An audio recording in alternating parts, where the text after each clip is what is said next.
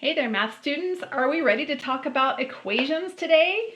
Today, the I can statement is, I can solve one-step equations. This is so important. In fact, look at this little box right over here. It says, star, star. This section contains the most important ideas we will cover all year. You will use the ideas from now until you are done taking math classes. Yeah, until you are done taking math classes, y'all. That's quite a few years. Let's go ahead and highlight this. Where are my highlighter people at? Y'all getting your highlighters? Go ahead and make it pretty. This stuff is so important. So thank you for watching this video today. Let's go ahead and skip the warm-up, and we're going to go right here. What is the root of the word equation? And it's right here, or at least most of it is. The root of that word is equals. Kind of like, the equal sign. So what is an equation? An equation is a mathematical statement that sets two expressions equal to each other. Equal. If it doesn't have an equal sign, it's not an equation. So the goal of solving an equation is to get the variable, so that's your, right? Your x, your y, or your m. You want to get the variable on one side all by itself. It needs to be alone. And once it's alone, we can read off the answer on the other side. So that's our goal whenever we're solving equations. The answer, otherwise known as the solution, is the number that makes the equation true. So what do I mean when I say the equation is true? Well, I mean that the left side is actually the same as the right side because they have that equal sign in between. The left side and the right side of the equation have to equal the same thing. And that'll make more sense as we go through some examples. All right, you can cross this out because we didn't do the warm-up. There we go. Now, how do we solve equations? We solve equations using inverse operations. Okay, inverse operations, what do? They undo each other. They undo each other. So whatever an operation did, an inverse operation undoes it. And remember, operations, what are those things? They are add, subtract, multiply, and divide. Those are our four basic operations. Each one of these is the opposite of another one. So the inverse of adding is subtracting. The inverse of subtracting is adding. So it's like each one of these is the inverse of each other, right? Same thing over here. The inverse of multiplying, they just kind of put that dot for multiplying there. So the inverse of multiplying is dividing. And the inverse of dividing is multiplying. I'll just put the X. So same thing here. They undo each other. Okay, let's do some examples. So how would you undo adding 6? So if you have plus 6 and you want to undo it, you would minus 6. Right? And how would you undo subtracting 7?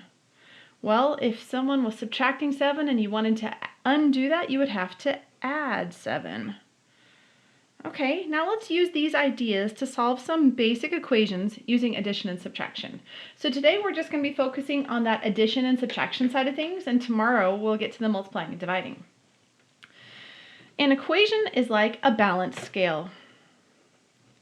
To keep the sides balanced, whatever we do to one side, we must also do to the other side. This is so important. This is sometimes called the golden rule of algebra. So when they're talking about that balance scale, it's like you have those two sides, and if they weigh the same thing, everything's balanced, right?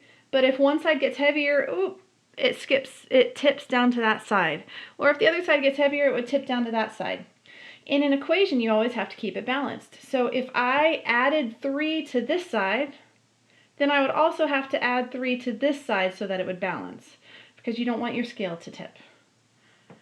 Remember, algebra is math that is done with the use of variables. For the rest of the unit, we will be learning how to solve algebraic equations. Okay, that sounds so official. Algebraic equations, they're so important too. So I hope you love them. Let's do some more examples. Solve each equation using inverse operations. Show all your work.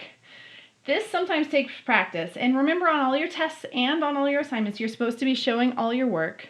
So don't do it in your head. Even if you can look at the problem and just know, oh, the answer is 4 or whatever, you have to show us your process. There's a reason that's important. And the reason is, soon enough, you're going to be doing math that is more complicated, and you're not going to be able to just do it in your head. And when you get to that point, you need to know the step-by-step process. This right here, this is how you learn that step-by-step process. So stick with me and make sure you show your work. Okay, let's do example A. So we have y plus 6 equals negative 10. What do we do with that? Step 1 always is figure out what you're trying to get by itself. And you're always trying to get that variable by itself. So I'm just circling it here so I can kind of remember, I need that y by itself. Okay, so now what is in the way? Y is not by itself yet because of this 6 here. This 6 really needs to go away so we can get y by itself. So now we ask ourselves, how do we make the 6 go away? Well, the answer is going to be with inverse operations. So right now we have plus 6. What's the opposite of plus 6? The inverse operation of it is minus 6. So let's do that. Now, as we do that, remember our golden rule of algebra, because if I subtract 6 from one side, oh, my scale tips. But then if I subtract 6 from both sides, then we have balance again, and that's what we want. So let's subtract 6 from both sides. When we do the same thing to both sides, then that equality stays in place. You want to make sure the left side continues to equal the right side. So important. Let's keep going. So let's see what happens here when you have y plus 6 minus 6. Okay, so you can it's kind of like combining your like terms, sort of. You're going to do plus 6 minus 6, and that's going to give you 0. And we're just going to bring the y down here. So now we have y plus 0 equals, let's see, negative 10 minus 6. Same signs, add and keep, so we're going to 16 and then keep the negative. Okay, so now we have y plus 0 equals negative 16. Now y plus 0, you don't really need that plus 0, do you? Isn't that just the same thing as y? Yeah, so you can just kind of take that and throw it in the trash can and write y equals negative 16. And that is how you solve it. This is your final answer. You know that you're done solving because y here is by itself. And then you have something on the other side of the equal sign. You always want the variable alone on its side of the equal sign. Now before we leave this, let's show you how to double check, because maybe you're doing your work and you think you did it right, but you're not sure. I'll show you how to double check. It's a lot like the evaluating expressions assignment that we just did before this assignment. So we're going to take our negative 16 and we're going to plug it in where the y was. So the negative 16 goes here. So if I put negative 16 here instead of y, let me roll over this way, we're going to get negative 16 plus 6 equals negative 10. Now I'm going to do the math on this, and if it turns out to be a true statement, then we did it right. So let's see what happens. Negative 16 plus 6, let's see, different signs subtract. So 16 minus 6 is 10. Keep the sign of the larger number. The larger number there is 16, so I'm going to keep that negative on it. And then over here, all I have to do is bring down the negative 10. So I just copied that down there. Now, is this a true statement? Does negative 10 equal negative 10?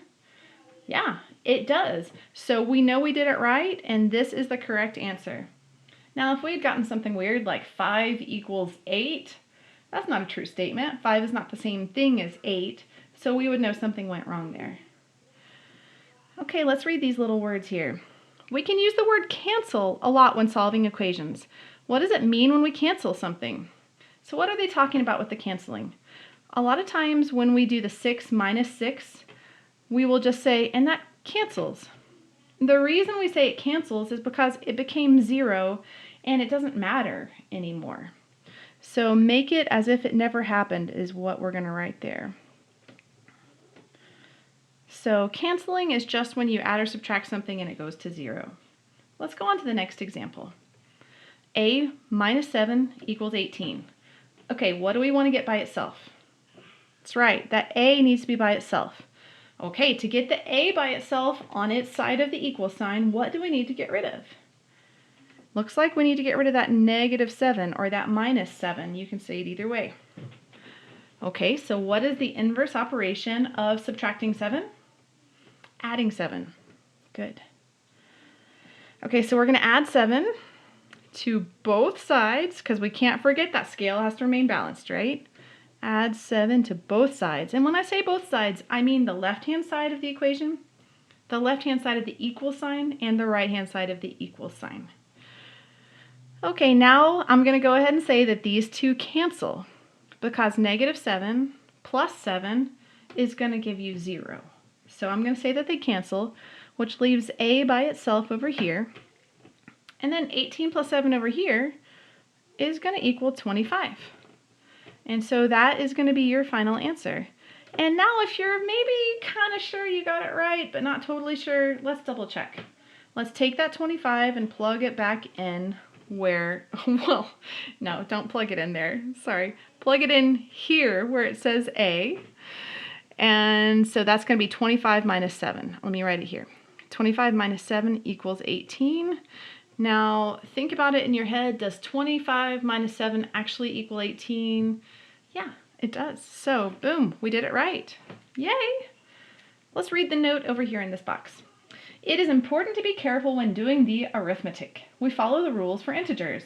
Yeah, so you're using all those same rules that we've been learning so far this year. Remember, additive inverses cancel to be 0. Just like they did here and here. Okay, let's do example C. Here we have negative 14 plus x equals 20. Okay, got a kind of a different order here. This time we still want the variable by itself, right? So we're looking for x to be alone, which means we have to get rid of the negative 14. So we need to do the inverse operation. Now I know you see a plus sign over here, but you don't need to worry about that because that belongs to the x. Think about the sign that belongs to the 14, and that's the one in front of the 14 right here. Think about that negative sign. So what is the inverse operation of minus 14? It's going to be plus 14. And remember to do it on the other side of the equal sign also. And now let's do our math. So these two are going to cancel out to be 0. We're going to bring down our x. If it was a minus x, I would need to bring that down also because it goes with the, oops, I didn't mean to write that, because it goes with the x. But with the positive sign, I don't really have to bring it down because we know that if we write just an x, it's a positive x. Okay, 20 plus 14 is going to be 34. And that is our final answer. And again, if you had questions, you would substitute it back in for the x and then do the math, I can't talk today, and make sure everything equaled itself. Don't worry about all these notes. Try part D. Maybe pause the video, try it on your own if you feel like it. If you're not there yet, that's okay. Keep watching. So here, 9 equals 10 plus v. This looks a little different. We have the variable over here on the right. Now, does that change anything? Actually, no. It's exactly the same process. We still want to get that v by itself. So we have a 10 over here on the right side with the v. That 10 needs to go away. So right now it's a positive 10. There's no positive sign written there, but you know that if there's no sign, it's positive. So what's the opposite of plus 10? What's the inverse? Minus 10. Good. And what we do to one side, we have to do to the other side.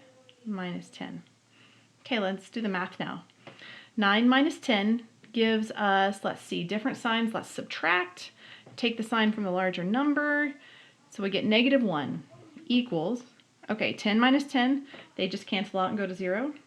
And then we bring the v down, right like that. So it says negative 1 equals v instead of v equals negative 1, but it doesn't matter what order it is in. You can write it either way and it's perfectly fine. So I'm just going to leave it like that. And again, if I had any questions, I would just plug that negative 1 in where the v is at, and I would solve it from there to make sure the sides equal each other.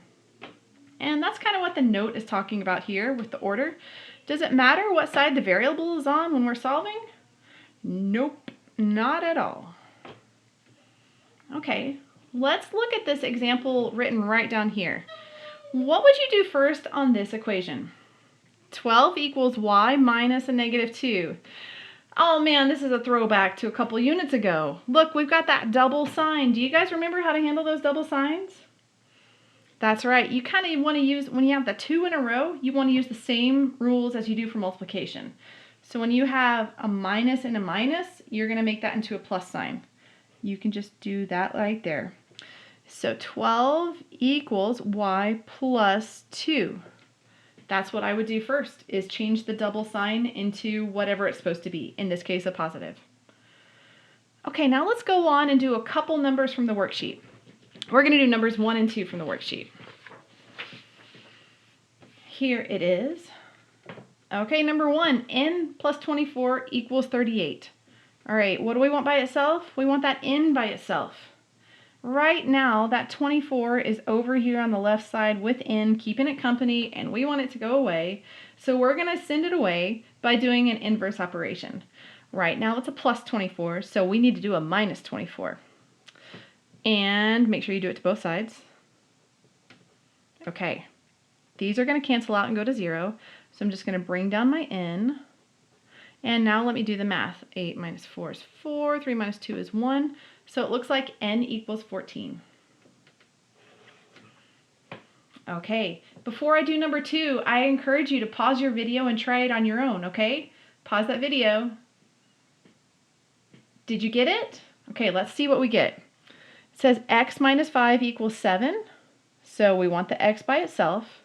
That means we need to get rid of that minus 5. So let's do the opposite. Let's do the inverse operation. Instead of minus 5, we'll do plus 5. And on this side, we'll do plus 5. And these will cancel out and go to 0. Let's bring down our x because it's the only thing left there. And now 7 plus 5 is going to equal 12. So x equals 12.